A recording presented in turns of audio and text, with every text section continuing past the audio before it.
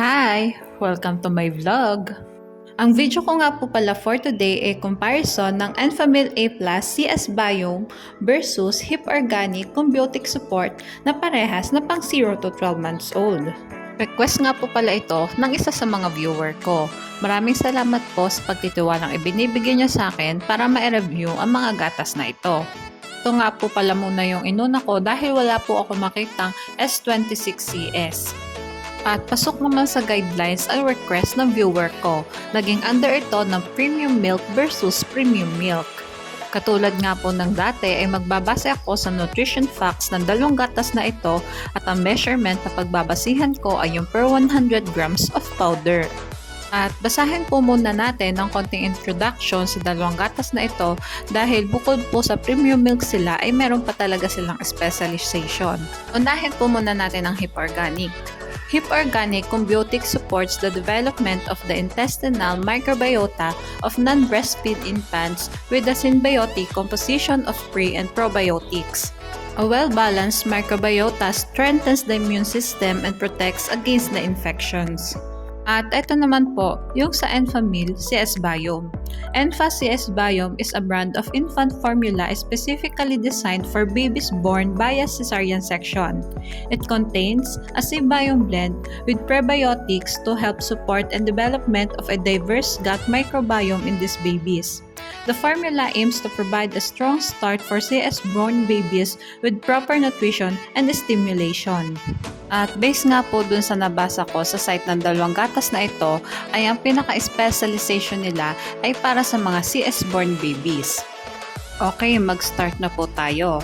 Sa protein and dietary fiber, lamang ang Enfamil. Sa carbohydrate, LCP, lactose, and galactoligosaccharides, lamang ang Hip Organic. Samantalang pantay naman ng dalawang gatas sa energy. At wala namang LCP and lactose na naka-indicate sa Enfamil. Sa polydextrose, 2-fucosylactose, fat, arachidonic acid, and DHA, lamang ang Enfamil. Ngunit wala itong saturated fat, monounsaturated fat, and polyunsaturated fat. Samantalang lamang naman ng HIP sa saturated fat, monounsaturated fat, and polyunsaturated fat. Ngunit wala itong polydextrose and 2-fucosylactose. Sa linoleic acid and A-linolenic acid, lamang ang HIP. Lamang ang HIP sa first category. Mag-proceed naman tayo guys sa vitamins. Bali guys, ang unit of measurement na ginamit ng HIP sa vitamin A, D, and E ay hindi kadalasang ginagamit ng mga ibang gatas. First time ko nga lang din maka-encounter ng ganito. Kaya convert ko na lang from mcg to IU yung unit of measurement ng vitamin A, D, and E ng HIP. Okay, bali sa vitamin E, vitamin K, vitamin C, and riboflavin, lamang ang Enfamil. Samantalang lamang naman ng HIP sa vitamin A, vitamin D, and thiamine.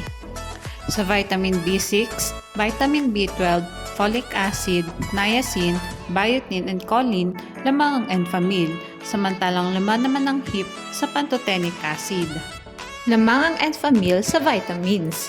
Mag-proceed naman tayo sa minerals. Sa chloride, iron, magnesium, and manganese, lamang ang Enfamil. Samantalang lamang naman ng HIP sa calcium, copper, and iodine. Sa phosphorus, selenium, and sodium, lamang ang Enfamil.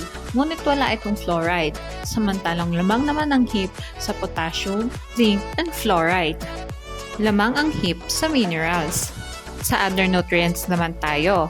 Ang Enfamil ay lamang sa phospholipids, sphingomyelin, L-carnitine, inositol, and taurine.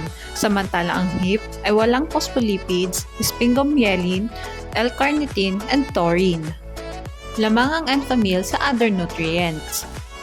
Mag-proceed naman tayo sa presyo ng dalawang gatas na ito. Paalala guys, pwede mag-iba ang presyo ng dalawang gatas na ito depende kung saan store nyo sila titingnan. Bale ako sa Lazada ko kinuha ang presyo nila at sa parehas nilang bigat na 800 grams ay mas mahal ang Hip Organic ng 277 pesos compare sa Enfamil. At silipin na nga rin pala natin ang ingredients ng dalawang gatas.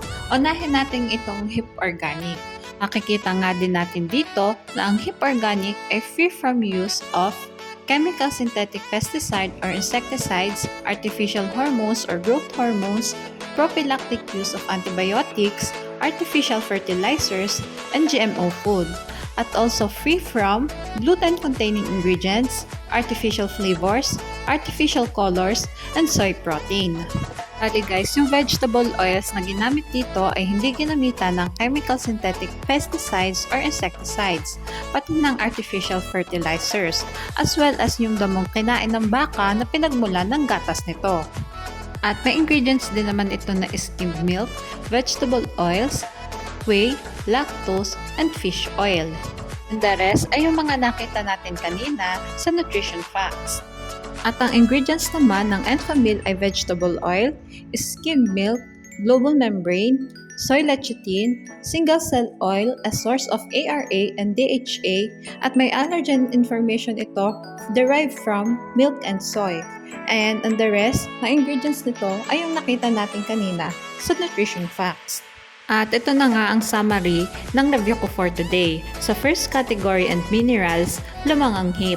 Sa vitamins and other nutrients, lamang naman ng Enfamil. At mas affordable din ito compare sa hip. Basta lagi nating tatandaan, pumili ng gatas na hiyang sa bata. Mahalagang paalala, breast milk is the best milk for babies. Okay, hanggang dito na lang po ang vlog ko. Sana po ay nagustuhan nyo. Thanks for watching. Please like and subscribe for more videos.